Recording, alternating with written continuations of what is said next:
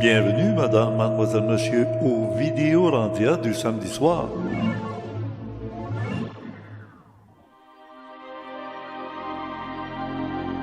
Directement de Mont-Saint-Hilaire, de l'autre côté de la rivière Richelieu, le jour de la Saint-Jean-Baptiste, la fête nationale du Québec. Que faisiez-vous durant les 3 dernières années? Vous chantiez? Non, nous étions victimes de chantage. Alors maintenant, dansez. Conception, animation et montage, Richard Glenn, les autoristes du Nouveau Monde, notre invité José Ouellet, l'un des organisateurs de la 100e vague, pour ce Vidéorandia numéro 26, dont on retrouvera la suite dans le Club Créé, ainsi que pour le mois de juin aux abonnés du Club Créé, Serge Cazelet. Ainsi donc, le thème de cette année, Entrer dans la danse, me rappelle étrangement le fable de La Fontaine, La cigale et la fourmi, qui, ayant chanté tout l'été, se trouva fort dépourvu après les années de pandémie et maintenant d'inflation. Y aurait-il un message derrière tout ça, puisque la fourmi lui a dit « Vous chantiez, eh bien maintenant, dansez. Entrez dans la danse. » Pour plus d'informations concernant le contenu de cette rencontre d'aujourd'hui, comme à chaque semaine, je vous invite à aller lire le complément surprenant à l'adresse orandia.com. J'étais sur le bord de l'eau avec notre invité, André Ouellet, qui est l'un des organisateurs de la 100e vague qui aura lieu dès la fin du mois de juillet cette année. Bonne émission! À la Saint-Jean-Baptiste cette année, ils ont eu une devise. À tous les ans, ils trouvent un thème. Et le thème de cette année, c'est entrer dans la danse. Eh bien, il faut se poser la question, que faisiez-vous les 3 dernières années? 2020, 21, 22, puis on est en 23. Puis l'an prochain, 24. 1924. Où étiez-vous? Que faisiez-vous? Comme la cigale et la fourmi. Que faisiez-vous au cours de l'été? Je chantais. Alors maintenant, dansez. Vous chantiez, maintenant, dansez. Et ce qu'on nous a dit à la Saint-Jean-Baptiste cette année, entrez dans la danse. C'est qui a l'autorité de dire qu'est-ce qu'on doit faire ou pas faire, ou comment on va agir? On a l'impression qu'il y a du monde, il y a des autorités, on les a appelés les archontes. Vous vous souvenez, il y a 2 semaines, on avait reçu Serge Cazelet, un professeur d'Université d'Ottawa, qui est venu nous expliquer d'où vient le mot archonte. Les archontes qui sont les êtres humains, c'est pas des anges puis des démons, c'est des êtres humains dont l'esprit est de dominer, d'asservir les autres, puis à leur service, et de profiter des profiteurs, de profiter de l'argent, de profiter de la sueur, de profiter des idées créatives, comme tes créateurs, là, pour s'en accaparer et améliorer leur sort, au détriment, mais très souvent, du sort des autres. Alors, la Saint-Jean-Baptiste est passée, les gens se sont amusés, comme on retourne là, on voit des scènes de cette fameuse nuit du 23 au 24 juin 2023, sur le bord de la rivière Richelieu. Il y avait du monde, il y avait des vieux, il y avait des jeunes, il y avait des enfants. Je vous invite à cette occasion de porter attention au fait que ce n'est plus des fêtes nationales comme d'antan. Il n'y a à peu près aucun drapeau du Québec, à part de ceux qui ont été affichés par le système, mais le public, les gens sur place, ne portent pas particulièrement les couleurs bleues et blanches. Alors, faisons cette réflexion sur le moment initiatique que nous avons tous subi collectivement depuis plus de 2 ans maintenant, en rapport avec l'état actuel de notre prise de conscience sociale, en nous servant d'une étude sociopolitique et économique.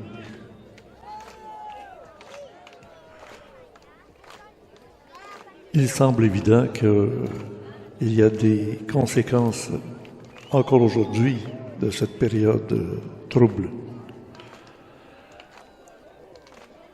L'effet du choc, Cette étude a été dirigée par Jeffrey Tucker, le fondateur et président de la Brownstone Institute et chroniqueur économique senior du journal The Epoch Times, où il révèle 20 réalités sociopolitiques troublantes qui ont été révélées par les confinements et les mesures qui ont été prises ces dernières années et qui risquent de revenir, d'après ce qu'on voit à l'horizon. On parle d'une nouvelle réalité, une nouvelle normalité. Ah oui, vous avez entendu celle-là? Et ce sera déterminant pour les années à venir. Alors profitons de cette réunion sociale publique en discussion avec mon invité. Des extraits de cette étude vont être écrits. Vous verrez le texte ici en bas de l'image qui vous permettra de suivre les 3 tableaux. La conversation, le reportage sur la fête de la Saint-Jean à Belleuil, Mont-Saint-Hilaire, et le texte intégral de cette étude. Bonne émission qui se veut une réflexion pour notre temps. Il est arrivé à 20 réalités sociopolitiques troublantes qu'on a découvert grâce ou à cause de la pandémie. Mais ça nous permet peut-être de réaliser qu'il y a quelque chose à faire de positif. Moi, je ne suis pas là pour renfoncer le clou de la misère, puis de la torture, puis de tout ça. Non, c'est de se dire, on est-tu capable de réfléchir sur l'événement qu'on a vécu? C'est une expérience initiatique. Alors, je te donne les étapes. La première, il dit maintenant, les gens sont conscients d'une chose, c'est qu'on est tous sous surveillance. On est tous sous surveillance. Puis ils servent particulièrement d'Internet, les réseaux sociaux. Toi, tu t'en sers beaucoup d'Internet? Je pense que oui. Hein? Ouais. C'est toi qui es en charge quasiment là, de la présentation de tout ça, de la 100e vague sur Internet. Alors, tu es conscient que tout ce que tu écris, c'est comme on dit dans un cas de procès, tu sais, tout ce que tu vas dire peut être retenu contre toi. Aujourd'hui, c'est tout ce qui est mis sur Internet, que tu mets sur Internet, ou que tu visites, que tu consultes.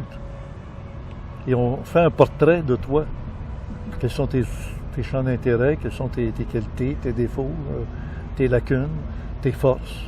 Tu sais? Comment tu te sens avec ça? Penses-tu que ça peut être une bonne chose? Enfin, on est capable de reconnaître les capacités de quelqu'un, bien qu'aller voir son pedigree à partir d'Internet. Je me sens bien avec ça pour une simple raison. En fait, c'est un peu la dernière version de la laisse, hein? Notre laisse. Bon, ouais. Mais on a toujours eu une laisse. César, avec ses taxes qui venaient jouer direct dans le garde-manger des gens, on est exactement au même endroit aujourd'hui avec un peu plus de technologie. Oui, mais là, c'est personnalisé. Là, oui, ben oui. Quand tu récoltes du blé, c'est le blé. Mais là, c'est plus ça, là, c'est toi, ce que tu penses. T'écris ce que tu penses. Si ça fait des milliers d'années qu'on t'a l'air d'être enlaissé comme ça, peut-être que ça prend un bon coup de grâce exagéré et intrusif à ce point pour aider les gens à comprendre qu'il y a d'autres possibilités de réalité à adopter dans notre vie pour notre bonheur personnel. Et y a-t-il un côté positif que tout ce que tu es soit su, soit perçu par d'autres? Enfin, les gens auront pu à passer des examens. On le sait déjà que oui, tu as des compétences. Je sais qu'il y a des employeurs qui se servent de consulter par des bureaux spécialisés dans ça. Va donc voir ce qu'il a fait sur les réseaux sociaux, Facebook, puis tout ça. On revoit ses photos d'enfants, comment ses parents l'ont présenté à la population, quel genre d'enfant il était, quel genre d'être il était, puis quelles études il a faites.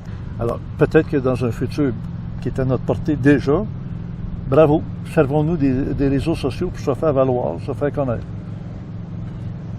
Bien, absolument. Mais en fait, ouais. Mais en fait, il n'y a rien. C'est comme l'argent, c'est comme les taxes, c'est comme tellement de choses. Ouais, il n'y a rien qui est bon ou mauvais. En fait, dans ma perspective, c'est ni bon ni mauvais. Quand je disais justement les choix qu'on fait pour notre bonheur, c'est un peu ça. C'est un peu ça, là. Des fois, on a affaire à... l'argent, pendant mes tant d'années de ma vie, je trouvais que c'était une mauvaise chose, avec des bonnes raisons. J'avais raison que c'était mauvais, l'argent. Puis aujourd'hui, ben je le vois plus comme ça. Dans une perspective, ça peut être mauvais, dans d'autres, c'est bon. Puis là, je trouve un équilibre. Mais ça, c'est dans tout. Ça va aller même si j'ai des écureuils de trop dans ma cour. Là, on n'est pas content de quelque chose, puis on se rend compte qu'il y a un avantage aussi. OK. Puis, oui, je suis d'accord avec toi qu'il y a toujours un côté lumineux à tout. Deuxième phrase. On a découvert le pouvoir et l'influence des grandes sociétés pharmaceutiques. Nous savons maintenant que les principaux organismes de réglementation sont entièrement compromis. Le gars, c'est un professeur d'université, conseiller à la Maison-Blanche. Alors, il sait très bien qu'il ne faut pas utiliser l'autre mot, qui commence par « con » aussi. Complotiste. Alors, il dit, lui, ils sont entièrement compromis. Tu sais, c'est une manière diplomate de ne pas dire des complotistes. Alors, les compagnies, les organismes de réglementation, au point que la nécessité, la sécurité et l'efficacité n'ont pas tellement d'importance. C'est pas la nécessité, la sécurité ou l'efficacité qui est importante. C'est d'imposer, depuis avril 2020, le vaccin. Et on a compris qu'il n'y avait pas eu des études suffisamment poussées pour savoir de façon définitive si c'était nécessaire, essentiel.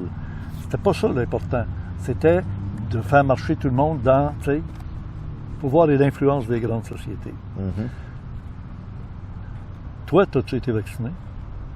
Non. T'as pas honte de dire ça? T'es pas baptisé? Autrefois, l'Église baptisait tout le monde. Aujourd'hui, la science vaccine tout le monde. Ouais. T'es pas en état de péché mortel? Non. Non? OK. Non, ben c'est sûr que je me suis fié à mon expérience de vie. Mon expérience de vie concernant les vaccins, c'était qu'un vaccin, c'est pour se protéger soi-même de quelque chose et non pas le voisin. C'est ce que j'avais appris toute ma vie.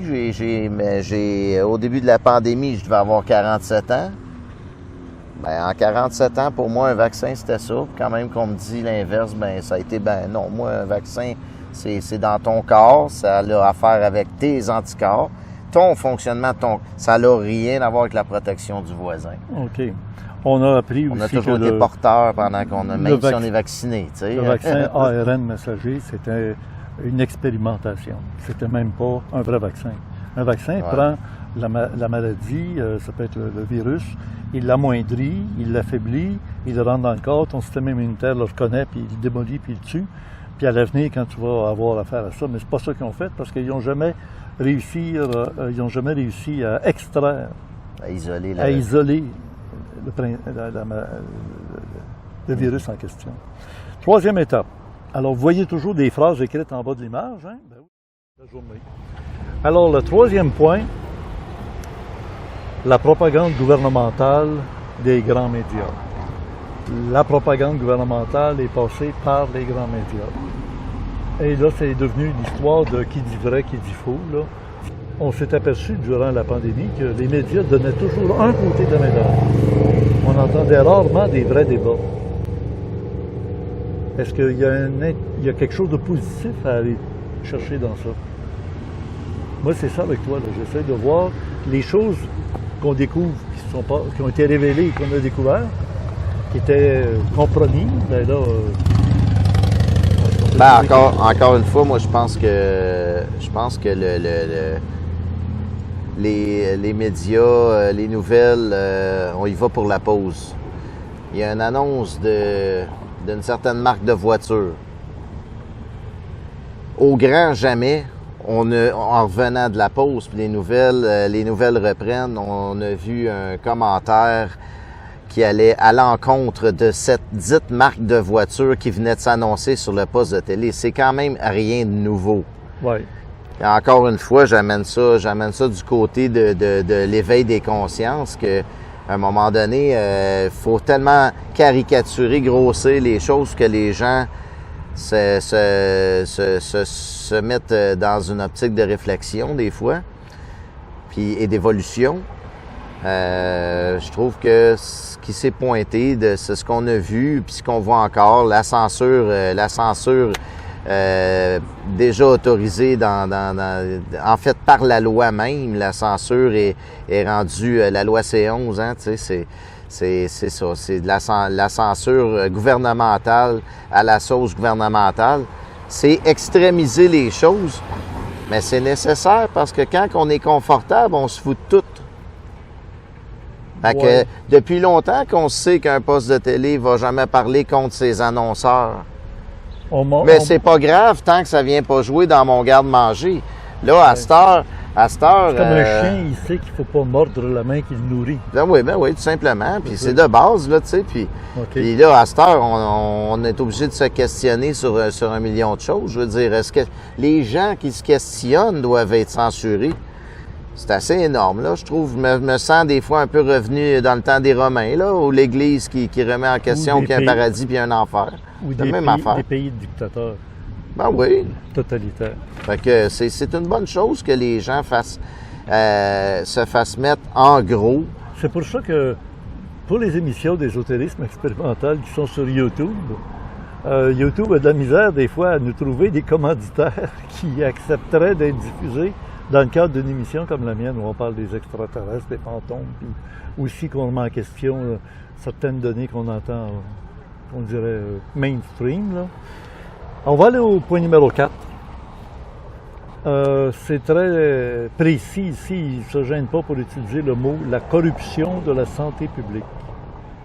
L'Organisation mondiale de la santé, l'OMS, serait déployée en première ligne pour gérer tout ce qui s'est passé. On s'est servi de la santé de l'esprit autrefois, hein? On était dans une belle vie spirituelle, sinon on était condamné à l'enfer puis aller avec les démons. Aujourd'hui, on a dit il faut que tu sois en santé biologique. Si tu es malade, tu vas rendre les autres malades et puis ça va être un enfer, tout le monde va en souffrir. Mais ils ont décidé des chemins, puis c'est ça. Tiens, regarde bien tout ce qu'ils disent ici. Ce sont des agences qui ont été responsables de tous les protocoles absurdes, de la fermeture des hôpitaux aux cas autres que ceux du COVID. C'est ce qui faisait étrange. On disait, comment ça se fait? Où est-ce qu'ils sont passés? C'est qu'il y avait de la grippe, qu'il y avait des maladies. On n'entendait plus. Non, c'était tout COVID. Parce que la commande était d'ouvrir les hôpitaux pour les cas de COVID, pandémie. Alors que pandémie, ils ont changé la définition de ça. Il faut se rendre compte que cette manipulation, ils ne sont pas gênés de l'appeler une corruption. Les autres fois, il aimaient mieux dire qu'ils étaient compromis. Et alors, il y avait la fermeture des écoles, la diabolisation des thérapies alternatives, de certains médicaments ou de certaines potions qui étaient naturelles, que les gens pouvaient prendre. Mais non, ils ont sorti des ventes libres des pharmacies. Tout a été sous contrôle total. Et leur pouvoir n'a connu aucune limite. Ils se sont révélés être des agents fidèles de l'hégémonie. Est-ce que c'est pas normal que sur un bateau, il y ait un capitaine, il y ait un chef, puis ces ordres ne sont pas discutés? Tu sais, on dit le capitaine, maître après Dieu. Mais pour les humains, il n'y a que le capitaine qui donne des ordres. Toi, José, est-ce que tu penses qu'on s'en va vers une société où il y aura peut-être l'intelligence artificielle qui pourrait prendre le contrôle de la société et puis être le capitaine, maître après Dieu, dans la société des humains? Qu'est-ce que tu penses de ça? Je pense qu'on a expérimenté ce paradigme-là sur assez de milliers d'années, là. Je pense que ça fait longtemps qu'on fonctionne avec un capitaine, et masculin en plus, ouais, qui est une machine à compétition, qui est l'homme. L'homme, c'est... Le mâle. C'est le mâle, hein? Puis là, il y en a des alphas, des moins alphas, il y a un paquet de... Bon... Mais vous autres, à la 100e vague, y a-t-il un chef? Non. Non, on a fonctionné sans autorité et c'est un comité. Donc, il n'y a aucune décision qui se prend par un seul du comité dans aucune circonstance. Et il doit y avoir des accords des fois. Il doit y avoir quelqu'un qui va s'opposer à quelque chose, puis il y en a 2, 3. Sans arrêt. Sans arrêt. Ben oui. Mais comment ça avance? Un pas en avant, un pas en arrière, un pas en avant, un pas à gauche, un pas à droite. L'intention d'amener de la bienveillance dans la décision, c'est tout de suite l'intention de comprendre que tout le monde a raison. T'as 2000 personnes qui s'en viennent, ils ont 2000 points de vue différents. Ben Il y a oui. 8 milliards de points de vue tout à fait vrais et différents sur Terre. Hein? Si tu veux offrir la bienveillance, ben en tout cas, c'est la façon qu'on a fait pour la 100e vague, c'est ce qu'on expérimente et c'est merveilleux. C'est que dans le fond, le mieux que tu peux faire pour offrir la bienveillance, c'est déjà de dire, la bienveillance, c'est pas moi et mon opinion. La bienveillance, c'est l'addition de nos perspectives à chacun. Ça, c'est la bienveillance. Mais pour l'additionner, il faut que je sois prêt à accorder que ma vision est vraie avec mon bagage, mes filtres, tout ce qui me compose, mais tout aussi vrai que la tienne. À partir de là, on peut se parler de où est-ce qu'on met, quelle limite, puis quelle collaboration, en fait, qu'on a besoin. Bon, je te donne un exemple bien bête, là. Mais des gens qui se disent, moi, le matin, Je prendrais 2 secondes avant de la poser, cette question-là. OK, vas-y. l'ambulance est passée. Parce qu'il y en a qui vont dire, le matin, moi, j'aime me lever tôt. Tu sais, l'avenir est à ceux qui se lèvent tôt, de bonne heure. Les adolescents, eux autres, ils vont plutôt dire, moi, je me couche tard. Alors, le matin, je dors. Laissez-moi dormir le matin, réveillez-moi pas. Puis les autres vont dire, hey, laissez-nous dormir le soir, quand le soleil se couche, on se couche. Ouais. Eh ben non, le fun, le party commence à cette heure-là. Tu sais, comme tu dis, 8 milliards de points de vue, puis ils ont toutes raison. Oui, chacun a leur âge, puis il y a des rythmes, des biorhythmes, puis tu sais. Alors, comment réussir? On pourrait peut-être dire, le samedi soir, faites le party, puis le dimanche matin, on vous laisse dormir. Mais les jours de la semaine, ça va être un rythme plus acceptable pour tout le monde. Oui, c'est ça. Mais tout autant ceux qui veulent l'appel matin que ceux qui veulent l'appel soir vont réussir à collaborer avec les autres dans la seule condition qu'ils ont l'intention de collaborer avec les autres. Okay. C'est tout l'inverse de se laisser guider par notre ego qui a raison Ouais. et qui doit dicter aux autres que la raison, c'est moi qui l'ai.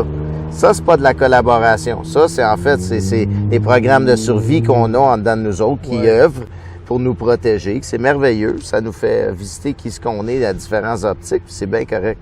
Ceci dit, quand c'est le temps de se mettre ensemble dans un projet, on a des choix à faire. Pour la 100e vague, c'est comme ça qu'on fonctionne. On vote jamais. Jamais on passe au vote dans notre comité.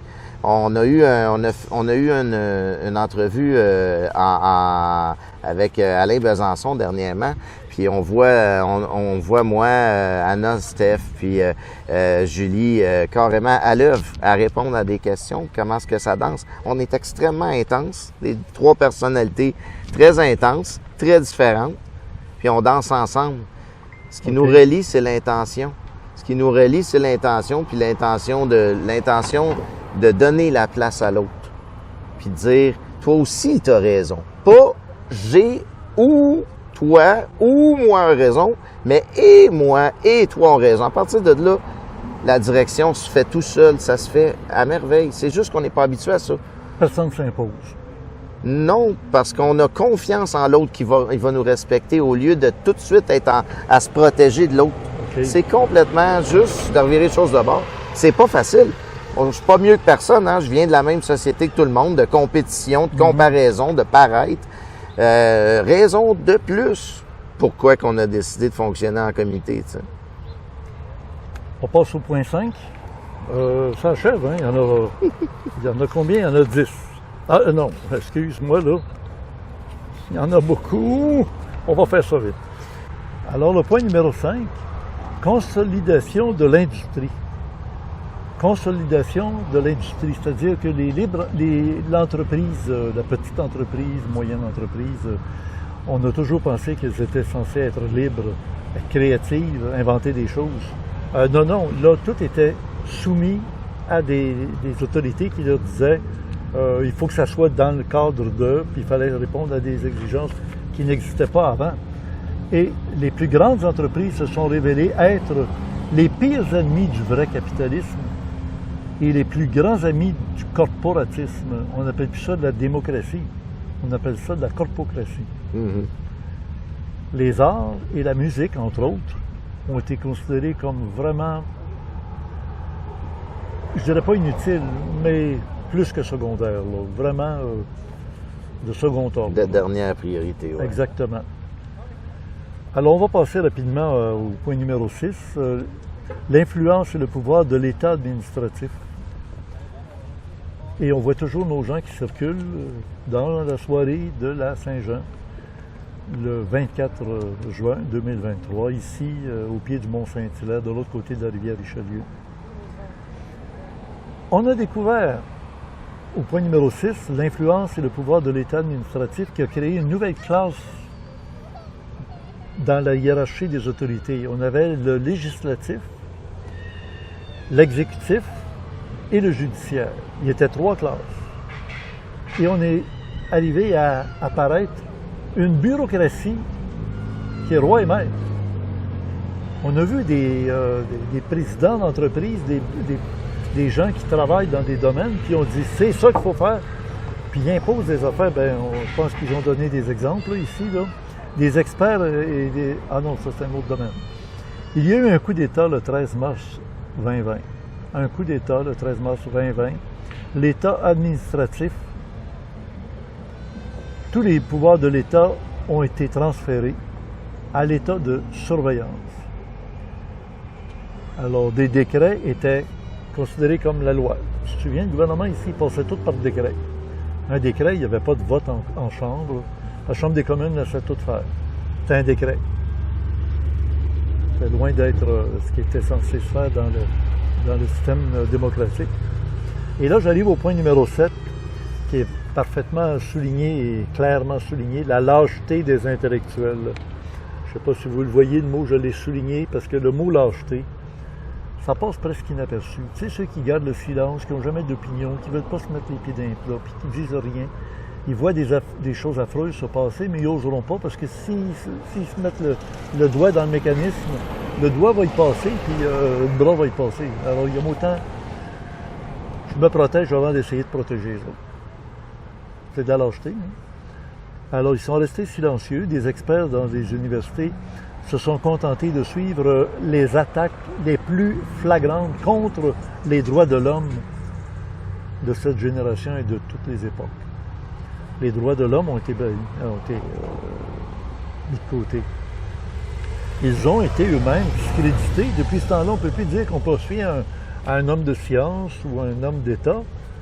Ils n'ont pas pris des positions qui auraient dû défendre le peuple. Non. Ils pensaient plus à leurs fesses puis à éviter d'être mis dans le trouble. Alors, se taire ou de suivre la ligne de la classe dirigeante, ça a été la ligne de conduite. Vous autres, dans votre comité... En même temps, ces gens-là, c'est pas une attitude soudaine là, face à un événement. C'est leur style de vie complet. Ouais. Je veux dire, quand t'es jeune, t'es à l'école, t'as 3-4 passions, t'aimes jouer, t'aimes faire plein d'affaires, puis que là, soudainement, il faut que tu choisisses une passion. Dans le meilleur des mondes, une que tu vas étudier, puis que tu vas avoir un salaire garanti et une retraite, et ci et ça. Est-ce qu'il y a quelque chose de naturel là-dedans ou c'est plutôt un choix de protection de soi-même? De dire, voilà, quand que je décide de faire ça au lieu de... Combien de médecins, d'avocats puis de politiciens vont dire, oui, j'étais musicien, j'aurais aimé ça, continuer à faire de la musique. Combien? Mais dans le fond, ils font face à quoi? Ils font face... Et oui, ils veulent pas mettre le doigt dans l'engrenage, mais dans le fond, toute leur vie est une question de pas mettre le doigt dans l'engrenage. C'est tout leur choix de vie au complet. C'est une question de ne pas mettre le doigt dans l'engrenage. eux aussi, ils ont leur prise de conscience là-dedans. Malgré qu'on regarde ça de loin, on dit, ouais, ils se sont tassés, ils ont eu peur, ils ont ci, ils ont ça. Je suis d'accord avec toi dans cette perspective-là, c'est vrai. Et aussi, c'est vrai que ces gens-là restent avec ça. Reste pour mon compte de banque, je peux regarder une infirmière qui hier était un héros de la société, aujourd'hui partir sans solde, comme la dernière merde de la société, je vais la regarder faire et je vais baisser les yeux. Et c'est lui qui dort avec ça le soir. Ouais. Mais dans le fond, il ne s'est rien passé de différent que tout le reste de sa vie. Ouais, Parce que s'il est ici à table avec nous, il va être bien honnête. C'est quand même ton compte de banque et surtout tes dettes qui décident. Parce que tu as décidé que ta vie jouait alentour de ça. Et c'est vraiment dur quand on y pense, ces gens-là. Ils l'ont plus dur que toi puis moi, on se discute ouvertement. Ouais. Puis, je dis pas ça pour les défendre, juste en perspective Non, de on dire comprend que c'est tough comme choix, ces comme on gens-là. dit, des fois, c'est un choix de carrière. Oui, C'est choix de vraiment vie ça. et de carrière. Puis une carrière, d'habitude, c'est un trou où il y a de la roche. Non, ouais. On reste pris dans le trou, puis on s'enterre dans la carrière qu'on a fait le trou. C'est ça, tu sais. Ouais. Le 8e point, c'est la pusillanimité des universités. Des millions de personnes ont reçu des piqûres inutiles et n'ont pu les refuser sous peine d'être exclus, comme tu viens de dire.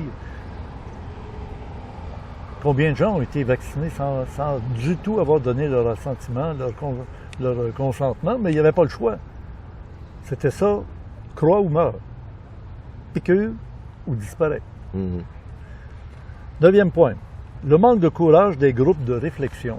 Là-dessus, c'est toi puis moi, là, on est concernés. Là. Le manque de courage des organismes à but non lucratif est de tester les limites de l'opinion acceptable et d'orienter les politiques et les intellectuels du monde. Ils sont également censés être indépendants, être audacieux et même avoir des principes. Toi puis moi, là, on est censé réfléchir sur tout ça puis prendre des positions. Ils sont soutenus. Il y en a qui ont réussi à passer des messages en autant que ça faisait l'affaire des industries qui bénéficiaient des politiques qui étaient flagrantes contre l'humanité. On a vu des faux culs, comme on dit. Des gens qui ont toujours prêché, puis quand c'est le temps de se manifester, ils ne parlent plus de ça. Puis ils prennent une position diamétralement différente de ce qu'on s'attendait. On n'essaiera pas de nommer personne parce que là, regardons le monde qui marche, le monde qui regarde, le monde qui parle, le monde qui a du plaisir. Il commence à faire noir, là, vraiment, là, mais qu'est-ce que tu veux? Pas pour nous deux après-midi, là, mais dans la soirée. Là. Le 10e point, la folie des foules. Justement, puisqu'on regarde le monde circuler, là, c'est comme au Moyen-Âge. Les gens sentent faire partie d'un clan. Comme les loups, là, ils vivent en meute. Puis quand ils trouvent une victime, ils se lancent tous dessus. Alors, ils vont traquer les contrevenants. Ils ont l'impression d'avoir une mission, de rechercher les dissidents, dénoncer les récalcitrants. Et rien de tout ça serait arrivé s'il n'y avait pas eu l'histoire de la maladie qui pourrait détruire tout le monde. La plupart de nos amis, même de nos voisins, ont suivi le troupeau. C'est comme ça que l'analyste définit ça. Toi, tu l'as vu de tes proches, de ta famille? Des gens qui ne te parlent plus parce qu'ils se disent « Ah non, lui, il ne comprend pas. » Puis il ne s'occupe pas des autres s'il ne veut pas se faire vacciner. C'est parce qu'il n'a pas la conscience que s'il porte la maladie, il va la transmettre à d'autres. Oui, mais si tous les autres sont vaccinés, ils sont tous censés être protégés. Les dangers, c'est ceux qui ne sont pas vaccinés que tu continueras à côtoyer. Les pas vaccinés qui se trouvent en gang. On a découvert une chose aux États-Unis, les Amish. Toute la religion des Amish, ils ne se faisaient pas vacciner parce qu'ils sont proches de l'enseignement de l'Église et puis des choses proches de la nature. C'était des colonies d'êtres humains qui n'ont pas été foudroyés par le fameux COVID-19. C'est étrange, hein? Ils avaient compris quelque chose, eux autres. Alors, le 11e point, c'est le manque de conviction idéologique, tant de la droite que de la gauche. On sait ce que ça veut dire, la droite et la gauche. Tu sais, je veux dire, On fait comme le système ou bien non, les individus sont libres de faire des choses puis de changer des choses. Mais l'autre, ils disent non, on va rester confortable dans ce qu'on. La droite. La gauche, c'est inventons des choses puis on peut donner la chance à la libre entreprise qui vont peut-être nous amener quelque chose de nouveau, des inventifs, comme on dit. Alors, d'un côté comme de l'autre, c'était le silence, c'était laisser faire. Le 12e point, le sadisme des classes dirigeantes. Les classes laborieuses ont été exploitées. Les classes laborieuses, qui travaillent, qui se lèvent les manches, qui vont travailler tous les matins, qui se font vacciner une fois, 2 fois, 3 fois, 4 fois, pour ne pas perdre leur job, pour continuer à travailler. Les petites entreprises ont été anéanties. Il y a beaucoup de restaurants qui ont fermé leurs portes, ça a été fini, on n'entend plus parler. Et des millions d'autres ont perdu leur job dès qu'ils ne se conformaient pas. Il y a eu des suicides, des maladies mentales dues à la solitude. Et ceux qui ont osé parler contre ça ont été traités de tous les noms. Il y avait un sadisme grotesque. T'es-tu senti... toi, tu peux enlever ta casquette si tu veux qu'on te voie la face. Oui, toi, tu as continué à faire ton travail. Oui, ça a été dur comme pour tout le monde là, de constater la réalité. Je veux dire, ça fait depuis que les comptes de banque existent que les gouvernements peuvent nous barrer le compte de banque. Là. Moi, j'en reviens souvent à... C'est une démonstration de ce qui était déjà. Et c'est leurs arguments, d'ailleurs. C'est leurs arguments. C'est comme, dans le fond, il se passe rien, là. L'identité numérique, puis le fait qu'on prône la vérité, on le fait par l'école, on l'a toujours fait et c'est toujours été. Ils n'ont pas tort dans leur perspective, tu sais. Fait que c'est sûr que là, on a vécu des choses qui ont été plus brassantes, mais qui mettaient en lumière la vérité. La vérité, c'est ça la société qui est... La démocratie est terminée. C'est une perspective. Moi, je fais partie de la perspective. Est-ce qu'elle a déjà existé? OK, c'est une autre manière de voir. Ouais. Moi, quand je suis arrivé dans la dernière fois, j'étais dans voter, c'était pour le référendum en 95. Puis ça a terminé à 49-51. Moi, j'ai pas accepté ça. J'ai dit ça, c'est des chiffres pour plaire et déplaire égal. Et ça n'a rien à voir avec ce qui s'est passé dans un bureau de vote. Puis j'ai décidé que la démocratie, pour moi, n'existait pas, qu'on se faisait jouer, que c'est du théâtre. C'est ma perspective. Mais dans le fond, on me dit, là, il n'y a plus de démocratie. Qu'est-ce qu'il n'y a plus de démocratie? Les amis qu'on a perdus, ces gens-là, on avait le choix de parler de la pluie, du beau temps, puis du travail avec. C'est pas avec ces gens-là qu'on avait des discussions profondes sur des sujets qui peuvent être, attention, c'est un petit peu dur à prendre sur l'ego ou sur le cœur. Pas avec ces gens-là qu'on a ces discussions-là. C'est pas du déchirement social, c'est du rassemblement social. Je sais, je suis du monde des licornes, j'aime ça voir rose où ce que c'est à peu près rose. Mais moi, c'est ce que je constate pareil. Okay. La 100e vague, ces choses-là, c'est soudainement les gens qui disent « Hey, regarde, on aime ça, on est du monde qui aime ça, réfléchir par nous-mêmes et ne pas obéir nécessairement. » Puis j'aime être entouré de gens qu'on se comprend, que ben oui, excuse-moi, avoir une cervelle, c'est ça. L'autre, c'est de pas réfléchir. Ben garde, on va créer ensemble, puis obéissez ensemble si vous voulez. Mais on aime bien la création. Ça vient avec la liberté. Je te fais ressortir ta question un peu. Hein? Non, j'aime beaucoup, André. José. Le 15e point, c'est que le pouvoir des banques centrales ont financé toute l'opération, la grande supercherie, ils l'appellent comme ça, la grande supercherie a été financée. Ils ont rajouté 26% d'argent dans le monde entier, qui venait de nulle part, qu'on appelle ex nihilo. Ça vient du néant, puis pouf, on appelait ça de l'argent hélicoptère. Les gens ont su de l'argent frais, on ne sait pas d'où elle venait. Elle sortait de la Banque centrale qui faisait imprimer, puis on donnait des montants d'argent à du monde. Après ça, on se demande où est-ce qu'il est passé tout le monde. Il manque de gens pour travailler. Il y en a qui ont complètement changé le bracket d'existence, puis ils se sont aperçus que de vivre avec le minimum nécessaire, garanti, on s'en va vers ça, on en a assez. Ils ont fini d'être...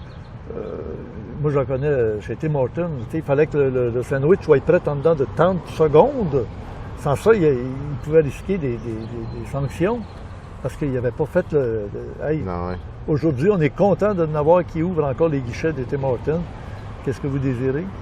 Puis ça peut prendre pas mal plus de temps. Ça m'est arrivé. Là, il y était trois employés dans un Tim Hortons. Ils faisaient tout à 3. Alors, le pouvoir des banques, donc l'argent dont tu parlais, ils ont injecté dans le monde entier 6 000 milliards 200 millions de dollars Mhm. qui n'étaient pas là 2 semaines avant. On en a besoin, on va l'imprimer. C'est comme si tu jouais au Monopoly, puis à un moment donné, je clique, tu donnes de l'argent à tout le monde. Qu'est-ce qui arrive? Il arrive que tout le monde essaye d'acheter de tout. Qu'est-ce qui arrive? L'inflation. Parce qu'on peut monter les prix des objets, on peut monter le prix des taux d'intérêt, parce que les gens en ont besoin. Mais ils ont les moyens. Alors, ils ne s'en rendent pas compte qu'ils sont en train de scaler toute la gang. Ils n'ont pas économisé cet argent-là, ils l'ont dépensé. Et ça a fait monter les prix, et à partir de là, on arrive dans l'inflation. Et quand ils rajoutent à ça maintenant les taux d'intérêt, parce que les gouvernements, là, ils sont pas fous, hein, ils se sont dit les gens n'ont eu plus, pour soi-disant les aider à passer à travers l'épreuve. Il fallait qu'il y ait des raisons. Puis maintenant, ils réclament les retours d'argent qu'ils ont reçus, pas donné, prêté, avancé. Alors là, il y en a qui se retrouvent encore en faillite pire à cause de ça. Le 16e point, on achève. Oui, ça finit à 20. 4 points. La vacuité spirituelle des communautés religieuses, conforme aux priorités de la santé publique, se sont baissés la tête. Ils n'ont pas demandé l'intervention de Dieu, des anges, des saints et des... Non, même le pape. Personne n'a rien dit, c'est terrible. On est affublé d'un mal. Appelons-le la peste, puisqu'il faut l'appeler par son nom, comme dirait Victor Hugo. Mais,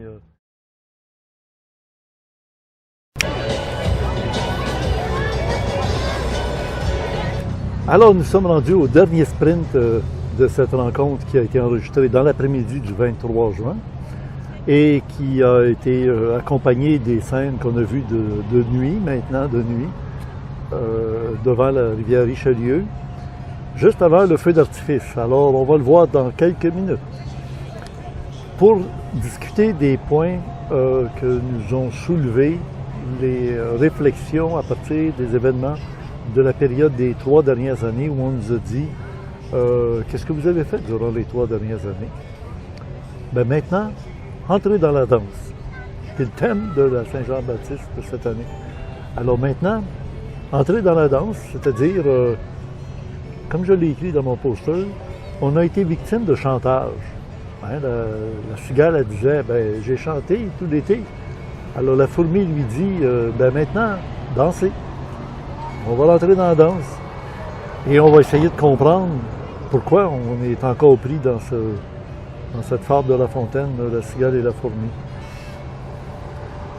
Le point numéro 17, la limitation des déplacements, ça nous a tous pris par surprise. Hey, le confinement, reste dans ta maison, puis tu peux pas aller très très loin. Il y avait des zones, hein, si vous vous souvenez, le Québec, là, il y avait des zones rouges, des jaunes, des vertes, hein, il avait donné des couleurs à tout ça. Soit disant qu'il y avait trop de cas, puis dans d'autres places, il y avait moins de cas. Et monsieur, c'est un coup monté de toutes pièces, du début à la fin. Et on est rendu aujourd'hui à parler des villes de 15 minutes. Donc, on nous a habitués à commander, plutôt que de se déplacer, aller au magasin, commander par Amazon. Ils vont vous apporter ce qui est dans les grands magasins. Restez chez vous, ils vont vous l'apporter chez vous. Restez chez vous. Le confinement, ben restez chez vous. Et même restez chez vous, les enfants. Allez pas à l'école. C'est dangereux, la promiscuité, d'être malade, d'attraper des maladies des autres. Le monde a eu une initiation majeure. Hein. Enfin, ça t'a changé quelque chose dans ton fond? Ce qu'on a vécu, là. Perçois-tu le monde comme avant? Les autres? La société, l'argent. On dirait qu'il y a un jument foutisme plus fort qu'avant. On cherche les gens, les employés, qui ne se présentent pas au travail, Les jeunes, ils sentent qu'ils sont désirés, et puis, s'ils n'ont pas un salaire convenable, ils ne se présentent plus. Trop fort cher. Non, je ne suis pas un esclave. Toi, tu souris parce que tu te dis, il était temps. Exactement. Exactement. On va respecter l'être humain. Parce que ça ne fera pas toujours par de l'argent qu'ils vont faire des affaires. Oui, puis même ces jeunes-là, je les vois souvent utiliser la même tablette puis le même téléphone bien plus longtemps que nous autres. Oui. Ils commencent à équilibrer les valeurs de base de notre société, qui était le travail, puis le char, le nouveau char reluisant, puis le beau barbecue, puis l'aussi bel abri tempo que le voisin, puis, tu sais, eux autres, ils sont d'une simplicité volontaire innée. Oui, hein? Hein? Non, je sais pas. Moi, je trouve qu'on a bien... tout ce que j'ai vu changer, tant qu'à moi, a changé pour le mieux. Il y a encore bien du chemin à faire, là, mais il y a de l'ouverture, puis j'en sentais pas avant l'ouverture. J'avais pas de place avant pour même les gens qui pensent comme ces jeunes-là, qui sont pas priorisés, travail, puis dépenses, puis ci, puis ça, puis endettement, aujourd'hui, les ouvertures se font. Là, tranquillement, les employeurs vont commencer, je sais pas quand, mais ils n'auront pas le choix, vont commencer à accepter du temps partiel. Hein? Voyons donc, je t'offre une job. Une job, ça veut pas dire que tu vis. Tu vis 2 semaines par année. Pas quand t'es nouveau, parce que quand t'es nouveau, t'es pas encore tes 2 semaines par année. Et puis 2 semaines. C'est en Islande, là, c'est combien de semaines, Geneviève? Ça peut aller jusqu'à 5-6 semaines, là, au moins. Au début, en commençant. En Angleterre, tu commences avec 3 semaines de vacances. En Angleterre, 3 semaines de vacances payées en commençant. En Islande, ça va jusqu'à 5-6 semaines. Payé. Puis même là, payé, pas payé, essaye de sortir 2 mois de ta job. Payé, pas payé. Ouais. Non, c'est un système, là. Ouais. C'est un système. Ben, écoute, plaignez-vous que vous manquez de main-d'œuvre, là, si vous voulez, là, mais votre système, il est en train de s'écrouler, puis il y a un revue. Comme il dit ici dans son étude, un peuple en mouvement est plus difficile à contrôler et à maîtriser parce qu'il est en mouvement, il bouge, il grouille, on ne sait pas où est-ce qu'il va être. Et on a été acculturés, comme une existence à l'époque médiévale. Les gens ne savaient rien, ne s'instruisaient pas parce qu'ils s'occupaient de leur lopin de terre, ils s'occupaient de leurs élevages de vaches, de poulets, d'oies. On a l'impression que nos jeunes n'ont pas de culture. Ils connaissent pas grand-chose du monde, de la vie. Puis on a été là, on va en parler un peu plus tard. Alors, je passe au point numéro 18, après 19 et 20, ça va être terminé. Le point numéro 18, la tolérance à l'égard de la ségrégation. On a été ségrégationnés. Les gens vaccinés sont les bons, les gens non vaccinés, c'est les mauvais. Chasse aux mauvais par les bons. Puis en plus, on apprenait que le gouvernement, c'est lui qui décidait qui est bon, qui n'est pas bon, dans les interventions qu'il y avait dans des médias alternatifs, qu'on appelle. Puis aujourd'hui, Radio-Canada a avoué très officiellement que la plupart des fameuses stations alternatives qui ont travaillé à se faire des beaux studios, des gars intelligents, instruits, diplômés d'université, c'était pas des cons. Et c'était vraiment une alternative à ce qui se passait dans le monde. Et une chance, on pourrait dire que dans nos sociétés en santé, ont eu l'opportunité quand même, moi je me souviens d'Alexis Cossette-Trudel, il était connu en Europe. C'est un Québécois qui parlait de choses québécoises, mais aussi de politique américaine beaucoup. Mais aujourd'hui, Radio-Canada a reconnu que ces gens-là ont fait un travail d'éducation et de maintenir une espèce de culture de l'information. Ils ont été les seuls porteurs du flambeau. Ouais. Le 19e point, l'objectif d'un système de crédit social. Parce que là, il faut savoir que tout ça avait un plan dans la tête. ça devait nous conduire à quelque chose. Et ça devait nous conduire à quoi? Un peu comme chez les Chinois. Le PCC, le Parti communiste chinois. Le crédit social, qui donne des points, puis ils perdent des points si tu fais des mauvaises actions sociales. Tu sais, tu craches à terre, tu colles ta gomme en dessous de la table ici, du pique-nique. Hein? Mais ça crée une obligation à des gens qui se foutent de tout, de se rendre compte que s'ils font des gestes antisociaux ou asociaux, ils vont avoir des contre-coups dans leur compte de banque, dans leur qualité de vie. Ils vont perdre des points, puis dans les rangs sociaux, ils peuvent tomber d'une place à l'autre, puis à un moment donné, ils n'ont même plus le droit de prendre l'autobus public. En Chine, à un certain C'est ça. niveau, ils sont même pas capables de rentrer chez eux. Leur poignée de porte, leur code QR ne fonctionne plus. Trop perdu de crédit social. Mais de toute façon, c'est pas chez eux. Fait que, Vous ne posséderez rien et vous serez heureux. Ah, oui. Demande à Schwab ou à tous ceux qui prônent ça, s'ils seraient heureux d'être dans cette condition-là. Vous ne posséderez rien, vous serez heureux. Tant qu'ils ont le pouvoir, ils possèdent le pouvoir. À partir de là, ils possèdent tout le reste. Alors, le dernier point, le 20e point, c'est le corporatisme.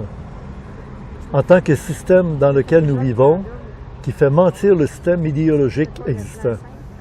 Ce sont les corporations qui prennent les décisions. Il s'agit d'un système social, économique et politique conçu par la classe dirigeante pour servir ses intérêts d'abord et avant tout.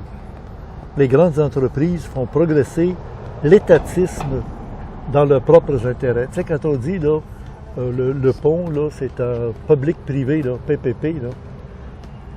Le PPP, c'est les dépenses, ça va aller au peuple. Mais les recettes et les revenus, ça va aller au privé. C'est comme ça que ça marche. Alors, ça fait un tour d'horizon de ce que ce grand sociologue, politologue a exprimé dans un document qui s'appelle lui-même Jeffrey Tucker. Alors, quand on dit, tu sais, t'es toqué. Un gars, il a une tête dure, il est toqué. Ça, c'est à cause d'un fabricant d'automobiles qui faisait des autos trop avant-gardistes. Chrysler, Ford, ils l'ont mis dehors, ils l'ont mis à terre. Il y avait les meilleurs autos au monde à ce moment-là. Tucker. Mais pas le même, là, lui, là, ça c'est Jeffrey Tucker.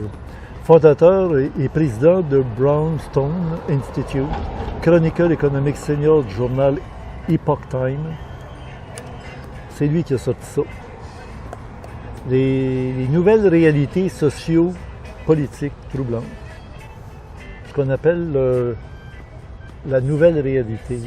Dans l'intelligence artificielle, ils l'appellent la réalité augmentée. Tu mets des lunettes, là. Puis là, c'est écrit en anglais, mais toi, tu veux les voir en français. Tu t'en vas dans un autre pays avec ces lunettes-là, là, tu te promènes sur la rue, les gens ne savent pas que t'es là puis t'es pas là, tu sais. Mais tout ce qui est écrit dans une langue chinoise, n'importe quel, tout se traduit dans la même image, là. Tu ne vois jamais le texte écrit en anglais ou en chinois ou en allemand. Tu le vois dans tes lunettes, dans ta langue. C'est ça qu'ils appellent la réalité augmentée. On s'en va dans un monde qui peut être meilleur. Puis il y aurait une condition pour qu'on se sente bien. C'est que la transition ne soit pas brutale, alors que là, ils ont tenté de faire une transition brutale. Toi, avec ta 100e vague, les gens qui vont être là, y a-t-il des gens l'an passé qui ont été des parasites, qui n'ont jamais donné une scène, qui s'attendaient que tout était pour être gratis? On avait dit que c'était gratis, ils n'ont pas donné une scène. Ils n'ont pas compris le mécanisme, le principe. Je penserais pas, mais je dirais pas qu'il n'y a pas eu des gens qui ont... Tous les gens ont vécu une espèce de grand break du moment présent, en fait. Hein? Ils se sont arrêtés pour vivre ces 4 jours-là ensemble sans trop penser à hier ni à demain. Là-dedans, il y en a qui sont, c'est sûr, comme toujours, il y en a qui se sont amenés avec des intentions personnelles pour leur business ou pour lancer leur album de musique ou ces affaires-là, tu sais, qui étaient bien corrects, en fait. C'est juste que quand on a quelque chose, des projets personnels qui ne collaborent pas vraiment avec la collectivité, la grosse différence, c'est qu'il n'y a plus d'intention collective. L'intention collective, elle va, comme je disais tantôt, elle va t'empêcher un petit peu à cause que tu vas avec les perceptions de chacun pour trouver le juste milieu. Mais t'arrêtes de vivre ce que tu as en dedans de toi. Ce que tu as en dedans de toi, c'est les peurs, des mémoires de mauvais souvenirs, même de ta génétique, de tes ancêtres. C'est tout en dedans de toi. Quand tu as un projet personnel, que tu sois à Centième Vague ou ailleurs, tu vas vivre ce qu'on appelle aller à la rencontre de soi-même. Tu vas vivre dans ton projet ce qu'il y a en dedans de toi.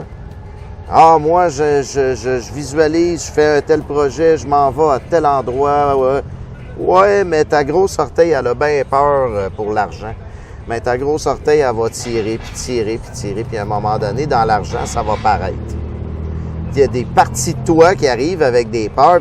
Mais quand tu fonctionnes à être meilleur que toi-même à l'aide de l'autre, ces parties-là se font accueillir et juste, on t'invite à rester là en silence parce qu'on s'en va par là. Puis ça change tout. C'est sûr que c'est de vivre le moment présent. Puis oui, dans ça, il y a des gens qui viennent vivre ces choses-là. Je dirais pas parasites, mais je dirais qu'ils vivent leur expérience un petit peu d'une perspective différente que la masse qui était là. Tu sais, c'est, oui, ça, il y en a eu. Très peu. Très peu. Très peu. Tu te souviens, Okay. Les chiens, les enfants, les chiens, tu sais, les chiens se chamaillent des fois, hein, puis c'est violent. On n'a même pas eu ça. Les enfants se cognent la tête, ils arrivent en broyant avec un peu de sang. Non, il n'y avait rien. C'était un petit peu le paradis sur Terre. Hein? Oh, on a vécu sur un nuage. Un nuage C'est ça. rose, pour parler de ta licorne rose. Là. Oh, ouais. Ouais, c'est ça. Il y avait Ben, un tu nuage rose, sais, tu sais, on vit des gros changements. On avait besoin de gros changements. On a encore des possibilités que ça devienne comme la vie, hein? D'un grand potentiel de grande jouissance et aussi un grand potentiel de grande souffrance. Rien de différent aujourd'hui d'il y a 2000 ans. Ça s'appelle la vie, c'est le deal de la vie. Ah oui. Comme tomber en amour. Tu tombes en amour, tu donnes la chance à quelqu'un de t'amener un bonheur extrême ou te faire souffrir extrêmement. C'est le deal de la vie. C'est pour ça qu'il y a le monde des licornes, les gens comme ça, qu'on décide de se ramasser ensemble sur un terrain et de dire « Ah, c'est rien qu'aujourd'hui qu'on s'arrête, on fait connaissance pour rien, parce que ça nous tente, parce qu'on n'est pas en retard nulle part, parce on choisit ça tout simplement ensemble, puis on se promène, puis on jase tout le monde comme c'est une grande famille. Puis, dans le fond, c'est quoi l'affaire? Le deal de la vie, c'est ça. Grande souffrance et aussi grande jouissance. Et si on veut bien s'avouer qu'il n'y a pas de différence avec hier ou demain, que c'est toujours ça la vie, c'est toujours un grand mystère, qu'est-ce qui reste? Le moment présent. Il n'y a que ça. Les mondialistes et leur technologie. Ah, ben gars, moi, il y a 20 ans, c'était la couche d'ozone. Puis il va toujours avoir quelque chose. Parce que ce qui est important pour ceux qui veulent contrôler, c'est qu'on reste là. Qu'on reste avec des inquiétudes pour demain. Parce que quand on ne s'inquiète pas pour demain, on se met à collaborer ensemble. Ça, c'est pas le fun pour eux autres. Ça, c'est pas ça qu'ils veulent. Ils veulent qu'on soit en compétition. Oui.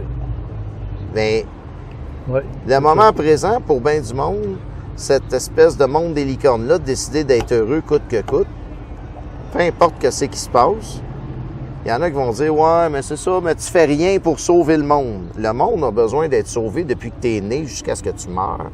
Et dans le temps des Romains et dans 2000 ans d'ici, tu peux vivre en condition d'être heureux que le monde soit sauvé demain si tu réussis.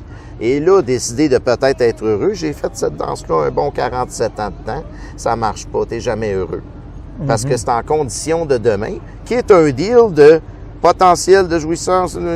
Puis là, tu décides de pas être heureux en même temps, ben tu vois rien que les souffrances, tu vois même plus où est le bonheur là-dedans. Hein? Fait que Le monde des licornes, c'est de s'arrêter de dire « Hey, la vie, là, quelqu'un qui est sur son lit de mort, il dit à tout le monde. Regarde le monde, il est là. Sois heureux aujourd'hui, right now, fais ce qui te passionne, ce qui te fait triper aujourd'hui, parce que tu n'as rien qu'aujourd'hui en réalité. Moi, je quitte, là, je suis sur mon lit de mort, puis j'ai des regrets. Mes regrets, c'est de ne pas avoir...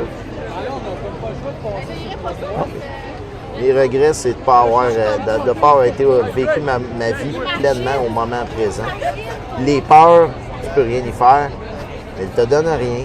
Les culpabilités d'hier ne te donnent rien.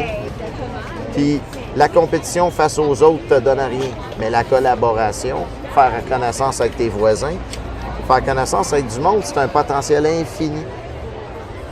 Puis la 100e vague, là, c'est le seul événement qui existe dont vous êtes propriétaire. C'est à vous. J'aime pas le mot propriétaire, mais disons qu'il est vraiment à vous l'événement. Les gens viennent là, le sentent que c'est pas créé sous une autorité, mais bien sous une collaboration. Nous, le comité qui œuvrons en haut de ça, c'est juste de la synchronisation pour aider à synchroniser les choses. Aucunement autoritaire, aucunement. Puis c'est ressenti. Les gens, ils viennent à nous, ils nous appellent, je veux faire telle affaire, mais ils le sentent déjà. On n'a pas besoin de leur expliquer ce qu'on fait. Ils le sentent.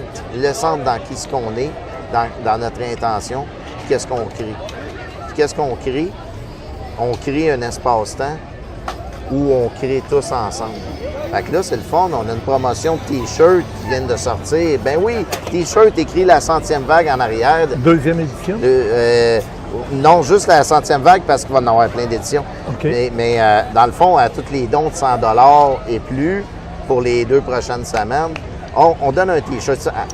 Il n'y avait pas de souvenir l'année passée qui restait aux gens. Ça, c'est le fun. C'est un vêtement. Mais c'est peut-être juste un vêtement.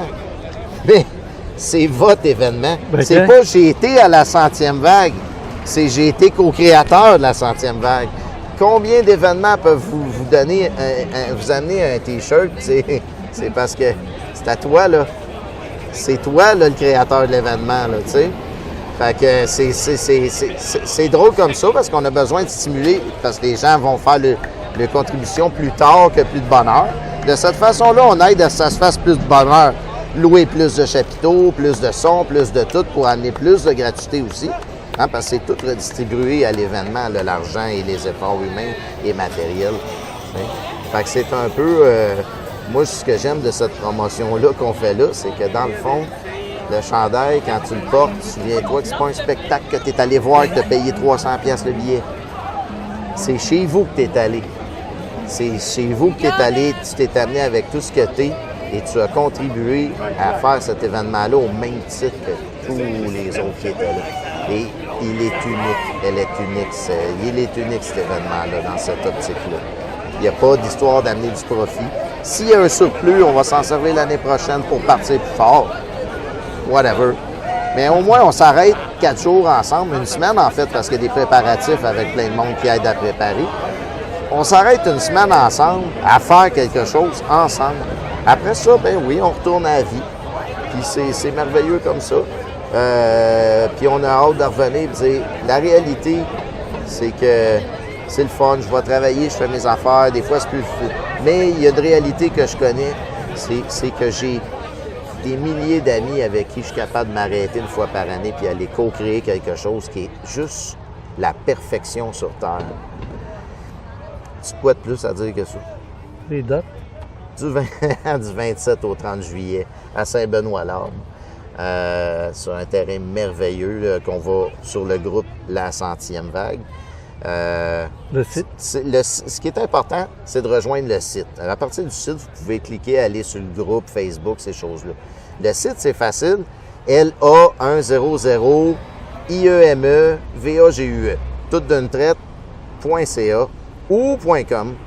Puis si vous vous êtes trompé en chemin, vous avez fait LA100 E au lieu de IEME. Vous avez fait 100 E VAGUE. Ça marche aussi. Ça vous amène à la100e-vague.com. C'est tout le même site, duquel, là, vous voyez, promotion T-shirt, vous voyez comment contribuer comme co-créateur, comme bénévole, comme exposant. Il y a des petits formulaires, des pitons qu'on pèse puis qu'on se tombe pour s'inscrire. Il y a des liens pour les vidéos de l'actualité, où c'est qu'on en est, comme ce qu'on fait là. C'est quand même assez simple là, à suivre. Même quelqu'un qui n'est pas sur Internet beaucoup va aller sur le site puis va voir où ce qu'on en est assez rapidement. Où ce qu'on en est. Où ce que nous en sommes tous ensemble en prévoyant aller créer à cet événement-là. Beau temps, mauvais temps, même si c'est dehors. Ce qui est merveilleux, l'année passée, il a fait vraiment très chaud. Et très beau. Oui, puis on avait un grand chapiteau, tu te souviens? Il y avait un grand chapiteau. Il était tout le temps plein de monde. Il y avait une Parce qu'on a beau dire, j'ai peut-être peur pour la pluie, là, le soleil caniculaire comme on l'a eu, c'était quelque chose aussi. Puis j'aime bien parler de soleil parce que c'est rien que ça qu'on va avoir. La beauté de ça, c'est que il y avait la grange l'année passée. Puis c'est la raison pourquoi on n'avait pas installé beaucoup de chapiteaux. Hein? Ah, on a de l'ombre quelque part, on crevait dans la grange. Tu t'en souviens? Mais peu importe. Tandis que là, sur ce terrain-là, on fonctionne avec des chapiteaux. Alors là, on va exagérer, avoir plus de chapiteaux que moins. Fait que, qu'importe la température, si vous avez trop de soleil, vous êtes sur le bord d'un coup de chaleur, il y aura de l'ombre, il y a de la forêt, la rivière, les chapiteaux. Quand on parle d'un podium il va y avoir 3 podiums où se passent les conférences, les cercles de parole, ces choses-là, où on a besoin d'un micro. Il y a un beau gros chapiteau, un 15 par 30, là, tu sais, puis moi, j'aime ça, ce côté-là. Parce qu'au lieu d'avoir pris congé, de dire « Oh, on a la grange », la grange, elle accueillait 50 personnes. On était 1500, 2000. Elle n'aurait rien fait en cas de pluie, la grange, là. Elle n'aurait pas aidé. Fait que là, cette année, on est prêt à tout, puisqu'on est vraiment sous les chapiteaux. En tout cas, sachant comment est-ce qu'il va faire chaud et que le soleil va être tapant, ça va être un beau break, parce que l'année passée, les gens m'amenaient avaient même des parapluies, là, tu sais. Oui, pour se protéger du soleil. Oui, fin exactement. Juillet, là, le soleil, il peut être assez surprenant. Oui, bien André, je te remercie beaucoup d'avoir donné ton temps. Merci à toi. Nous préparer, nous mettre dans la saveur de l'événement. On s'est servi de la fête de la Saint-Jean. Ben oui, ça avait lieu cette année. Notre émission en première était le samedi 24 juin. Et la Saint-Jean, c'est le 24 juin, qui a toujours été considérée comme la fête des Québécois du Québec, qui n'est pas encore un pays. Et ça nous permettait quand même de faire le pont entre un public qui se réunit pour fêter, puis vous autres, ben, c'est se fêter pendant 4 jours. Oui, se célébrer, c'est très bien dit. Le jeudi, le vendredi, samedi et dimanche. C'est parfaitement dit, se célébrer. Oui. Oui, chose qu'on ne fait pas assez. Faisons-le ensemble. Se célébrer, c'est exactement ce que c'est. Le la 24 juin, vague. c'était célébrer la fête de la Saint-Jean. La 100e vague, c'est se célébrer. Oui. Dans une vague. Oui, pas surpris que tu sortes le bon mot de même, parce que tu as été une des grandes inspirés et une des grandes inspirations de la 100e vague. Puis j'ai fait un document vidéo que tout le monde pourra voir, là, qui dure 2 heures. Puis, tiens, Geneviève, si on peut le montrer, mais moi, je l'ai déjà, le chandail exclusif et unique qui a été fait spécialement pour nous autres, d'ésotérisme expérimental. Alors, mon cœur appartient au Québec, K-E-B-E-K, parce que le K, tu peux le mettre dans un sens comme dans l'autre, puis K-E-B-E-K, ça se lit comme ça se lit dans l'autre sens. Oui, puis c'est un peu, ça regroupe les accents aussi, Québec. Oui, c'est ça. Puis en plus, c'est que tu as les 3 figures géométriques de base. Dans le K, tu as 2 triangles. Dans le E, tu as 2 carrés. Et dans le B, tu as une moitié de cercle. Les 2 moitiés de cercle, ça ferait un cercle complet. Merveilleux. Ben, c'est ça. Merci. Merci, José. Merci de votre attention et à la semaine prochaine. Bonne semaine.